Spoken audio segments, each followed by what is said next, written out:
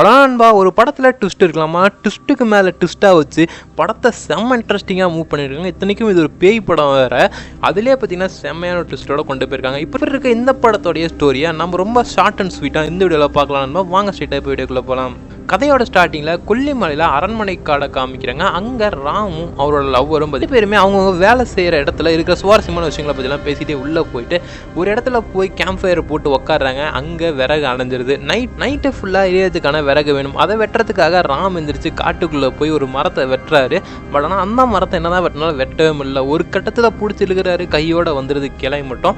அதில் ஒரு பொம்மையும் சேர்ந்து வந்துடுது. அந்த பொம்மையை பார்த்த இவருக்கு மரத்து பின்னாடி யாரோ இருக்கிற மாதிரியே தெரியுது. டக்குன்னு பார்த்தா யாரோ முன்னாடி வர மாதிரி காமிக்கிறாங்க. அப்படியே ஒரு திருச்சி ஓடுறாரு. இந்த பக்கம் அவரோட லவ்வர் ஹெட்செட்டை போட்டு உட்காந்துருக்க. இவ்வளோதான் கத்தினாலும் கேட்கவே மாட்டேங்குது. ஒரு கட்டத்தில் அவரோட லவ்வருக்கு டக்குன்னு ஸ்ட்ரைக் ஆகுது. எங்கடா போனான்னு சொல்லி உள்ள கத்திக்கிட்டே அவங்களும் போய் பார்க்க கீழே ஒரு பொம்மை கிடக்குது. அதை எடுத்து அப்படியே பார்க்குறாங்க. டக்குன்னு பார்த்தா அவங்களையும் ஏதோ ஒன்று தூக்கிட்டு போயிடுது.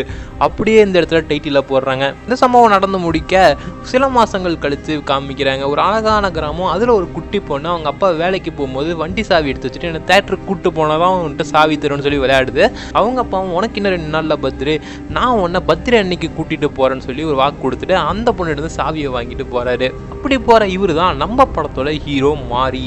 ஒரு டூரிஸ்ட் கைடாகவும் உள்ள இருக்கிற காட்டை சுற்றி காமிக்கிற ஒரு ஆளாகவும் தான் வேலையை பார்த்துட்டு வந்துட்டு இருக்காரு. இவரும் ஒரு 5 பேர்த்த பார்க்கறதுக்கு போகிறாரு. அவங்க 5 பேரும் வெளியூர்லேருந்து வந்து இந்த கொல்லிமலையில் இருக்கிற அரண்மனை காட்டை சுற்றி பார்க்கறதுக்காக வந்திருக்கிறாங்க.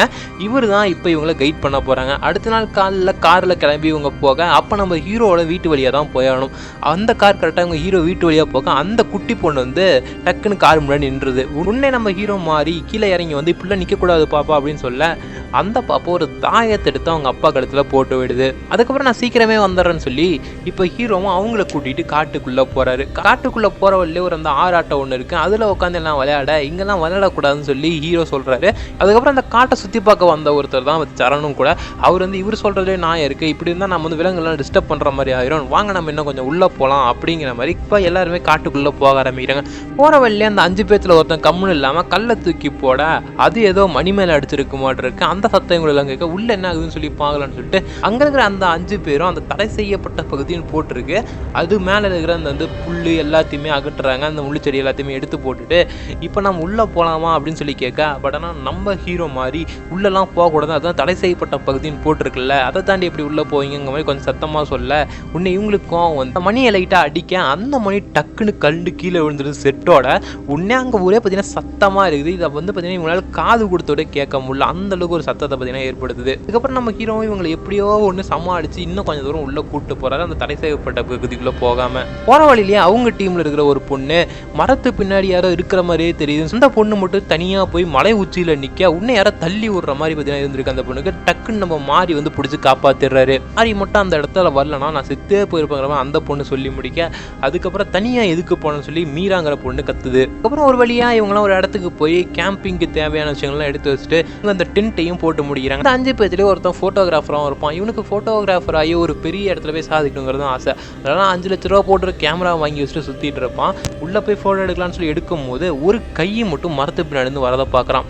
கிட்ட போய் பார்த்தா அவனை மாதிரியே இன்னொரு உருவம் இதை பார்த்து பயந்தவன் உடனே இவங்க ஃப்ரெண்ட்ஸு கிட்ட ஓடி வர இவங்கெல்லாம் இவனை வச்சு ட்ரோல் பண்ண ஆரம்பிக்கிறாங்க. சாரு சேது இவங்க 2 பேருமே இவனை போட்டு ரொம்ப ஓட்ட உன்ன அந்த கேமராமேன் தெரிய இருந்துக்கிட்டு நீங்கள் தான் தைரியமான ஆளாச்சு இல்லை, அந்த தடை செய்யப்பட்ட பகுதிக்குள்ளே போய் ஒரு மரத்தில் மட்டும் போய் ரிப்பனை மட்டும் கட்டிட்டு வந்துடுங்க, அப்போ நான் ஒத்துக்கிறேன் நீங்கள் வந்து தைரியசாலி தான் சொல்லி நம்ம ஹீரோ இவங்க சண்டை போட்டுக்கிறத பார்த்து உடனே ஓடி வந்து இந்த சண்டையெல்லாம் விலக்கி விட்டுட்டு அதுக்கப்புறம் சாருவும் சேதுவும் இந்த தடை செய்யப்பட்ட பகுதிக்குள்ளே போக நம்ம ஹீரோ வந்து தடுக்கிறாரு, உள்ளெல்லாம் போகக்கூடாதுங்கிற மாதிரி. இருந்தாலும் நம்ம ஹீரோ சொல்கிறது எதையுமே கேட்காம இவங்க 2 பேரும் உள்ளே போகிறாங்க. ஒவ்வொரு ரிப்பனாக கட்டிக்கிட்டே போக ஒரு கட்டத்தில் ஒரு வந்து வீட்டை பார்க்குறாங்க.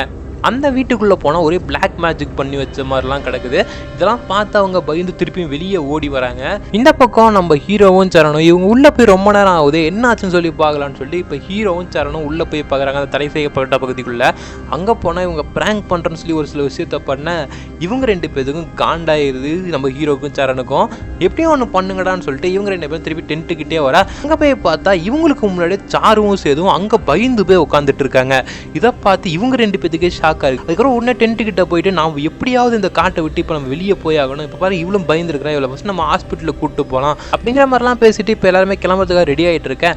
அப்போ அந்த கேமராமேன் ஜெரி இருந்துட்டு என்னோட கேமராவை காட்டிலே விட்டுட்டேன், வாங்க ப்ரோ அதை மட்டும் போய் எடுத்துகிட்டு வந்துடலாம்னு சொல்லி மாறிக்கிட்ட சொல்ல, என்ன ப்ரோ விளையாடுறீங்களா, உள்ளே போனால் உசுரே போயிரும் ப்ரோ அப்படிங்கிற ஹீரோ சொல்ல, இதெல்லாம் கேட்காம ஜெரியும் பார்த்தீங்கன்னா முன்னாடி போக நம்ம ஹீரோவும் பின்னாடியே போகிறாரு. ஜெரி அவரோட கேமராவை கண்டுபிடிச்சிட்டு அந்த கேமராவை எடுத்து பார்த்தா ஜெரி நடந்து வரது மட்டும்தான் இருக்குது, பின்னாடி நம்ம ஹீரோ நடந்து வரது கேப்சரே ஆகலை. இதை பார்த்த உடனே ஜெரிக்கு பயமாகி பின்னாடி நம்ம ஹீரோவை திரும்பி பார்க்க ஹீரோ 2 இடத்துலையும் இருக்காரு. அது நான் இல்லை, நீங்கள் உடனே ஓடி வந்துருங்கன்னு சொல்ல நம்ம ஜெரி தடை செய்யப்பட்ட பகுதியை நோக்கி ஓட ஆரம்பிச்சிடுறாரு.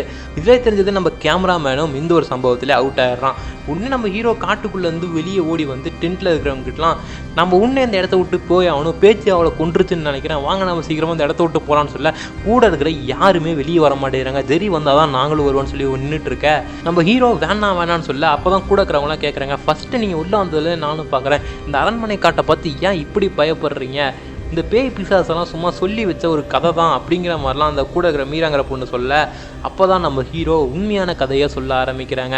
இந்த காடு முன்ன அமைதியாக தான் இருந்துச்சு, இந்த பேச்சுங்கிற ஒருத்தி பிளாக் மேஜிக்லாம் கற்றுக்கிட்டு வந்துட்டு அவள் சாகாவரம் பெறணும்னா ஒரு 12 பேர்த்த பக்கமாக பலி கொடுக்கணுமா, அப்போ தான் இவளுக்கு வந்து சாகாவரம் கிடைக்கணும்னு சொல்லி அதனால பலி கொடுக்க ஆரம்பித்தா நம்ம எப்படியாவது தடுத்தாகணும்னு சொல்லி ஊர் தலைவர்லாம் ஒன்று கூட ஒரு முனிவர்கிட்ட போகிறாங்க.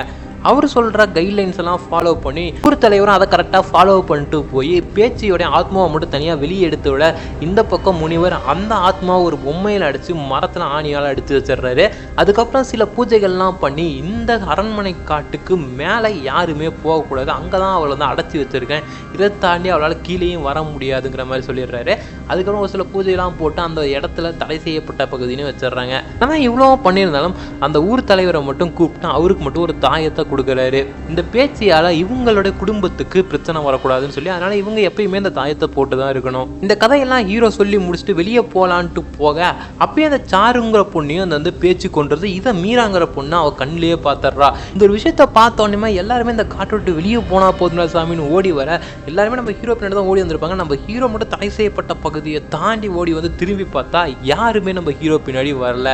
இவங்க எல்லாருமே தடை செய்யப்பட்ட பகுதிக்குள்ள இருக்கிற அந்த ஒரு பிளாக் மேஜிக் வீட்டுக்கே போயிடுறாங்க. பார்த்து சேதுவும் நானும் சாருவும் வந்து அதே இடத்துக்கு தான் இவன் நம்மளை கூட்டு வந்து விட்டுருக்கிறான் அப்படிங்கிற மாதிரி சொல்ல சரணு இப்போ நம்ம கூட வந்தது அவுரான்னு கூட தெரியல அப்படிங்கிற மாதிரிலாம் பேசிட்டு இருக்கா. நம்ம ஹீரோ திருப்பியும் கீழே இறங்கி வீட்டுக்கே போயிடலாம், உயிர் பொழைச்சிடலாம் நம்பி வந்துட்டாங்களேன்னு சொல்லி திருப்பியும் காட்டுக்குள்ளேயே போறாரு. இந்த பக்கம் மீராங்கிற பொண்ணை திடீர்னு திரும்பி பார்த்தா அவன் அந்த வீட்டுக்குள்ள இருக்கிறா. இதை பார்த்து சரணுக்கு பயமா இருக்கு. சரண் மீரான்னு சொல்லி அந்த வீட்டுக்குள்ளேயே போய் எப்படியும் அந்த வீட்டுல இருந்து அந்த பொண்ணை வெளியே கூட்டு வந்துடுறான். வெளியே கூட்டு வந்தோடனே இந்த பக்கம் சேதுவை பார்த்தா காணோம், அவன் ஒரு பக்கம் போயிடுறான். உடனே நம்ம ஹீரோ மாறி டக்குன்னு இவங்க முன்னாடி வந்து நின்று வாங்க நம்ம வெளியே போயிடலாங்கிற மாதிரி சொல்ல நாங்கள் எப்படி உன்னை நம்புறது அப்படிங்கிற மாதிரி கேட்டால் நான் கிட்டத்தட்ட வெளியே போகிற வரைக்கும் போயிட்டேன் சார், அதுக்கப்புறம் நான் உங்களை தேடி வந்தேன்னா என்ன காரணம் கொஞ்சம் நினச்சி பாருங்க யோசிச்சு பாருங்கன்னு சொல்லி அவரோட தாயத்தெல்லாம் எடுத்து காமிச்சு அந்த விஷயம்லாம் சொல்லி இவங்களுக்கு புரிய வைக்கிறாங்க.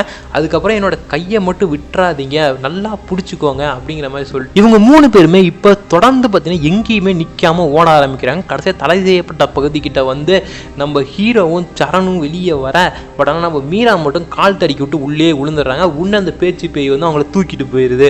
இதை பார்த்தோன்னே சரண் உள்ளே போகிற நலம் பிடிக்க நம்ம ஹீரோ தடுத்து நிறுத்துறாரு. பட் ஆனால் நம்ம ஹீரோட தாயத்தை மட்டும் சரண் கையில் மாட்டிக்குது. இதனால சரண் மட்டும் உள்ளே போய் அந்த பேச்சுக்கிட்ட மாட்டிக்க பேச்சு தூக்கம் வரும்போது அந்த தாயத்தை பார்த்து அது கொஞ்சம் பின்னாடி போயிடுது. அதான் அவர் கையில் தாயத்தை இருக்கிறதே பார்க்குறாரு. அது மட்டும் நம்ம ஹீரோ சொன்னதையும் நினச்சி பார்க்குறாரு.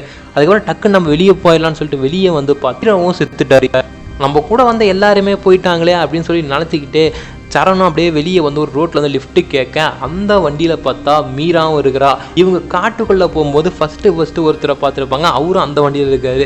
இதை பார்த்தோன்னே அவனுக்கு ஒரே ஷாக்காக இருக்குது. அவனை ஒரே குத்தா குத்தி திருப்பி அவனை அந்த பிளாக் மேஜிக் நடந்தால் அதே வீட்டுக்கே கூட்டு போய் கட்டி போட்டுடுறாங்க. பட் ஆனால் இவனை கட்டி போட்டிருக்கும் போது மீரா மட்டும் பின்னாடி இருப்பா.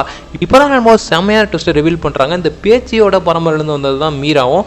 ஸோ பேச்சியை கொல்லும் போது மீரா ரொம்ப குட்டி பொண்ணாக இருந்திருப்பா. அதனால் இவனை மட்டும் காப்பாற்றி வெளியே கூப்பிட்டு வந்திருப்பாங்க. பேச்சியை காப்பாற்றணும்னு சொல்லி தான் மீராவும் இந்த வந்து ட்ரக்கிங் போகிறவங்க இந்த வந்து மலையை சுற்றி பார்க்குறவங்கலாம் இந்த மாதிரி அரண்மனை காட்டுக்குள்ளே கூப்பிட்டு வந்து இந்த மாதிரி பலி கொடுக்கறது தான் இவங்களோட பிளானாக வச்சுட்டு இருக்காங்க. இப்போ வரைக்கும் 6 பேரை மட்டும் தான் பார்த்தீங்கன்னா பலி கொடுத்துருக்காங்க. இதுக்கப்புறம் இன்னும் பார்த்தீங்கன்னா எண்ணிக்கைகள் தேவை. இதுக்கப்புறம் பார்ட் 2க்கான ஒரு லீடை கொடுத்து இந்த படத்தை முடிக்கிறாங்க நண்பா. ஸோ இந்த படத்தோட ஸ்டோரி எப்படி இருந்துன்னு சொல்லி கீழே கமெண்ட்ஸில் கமெண்ட் பண்ணுங்கள். இந்த மாதிரி நிறைய வீடியோஸ் பார்க்கணுன்னா நீங்கள் நம்ம சேனலில் மறக்காம சப்ஸ்கிரைப் பண்ணிட்டு பக்கத்தில் பெல் ஐகான் தேங்க நண்பா. நீங்கள் பண்ணுற ஒவ்வொரு சப்ஸ்கிரைப் அண்ட் லைக் தான் எங்களுக்கு அடுத்தடுத்த வீடியோ பண்ணுறதுக்கு ஒரு மோட்டிவேஷனாக இருக்கும்.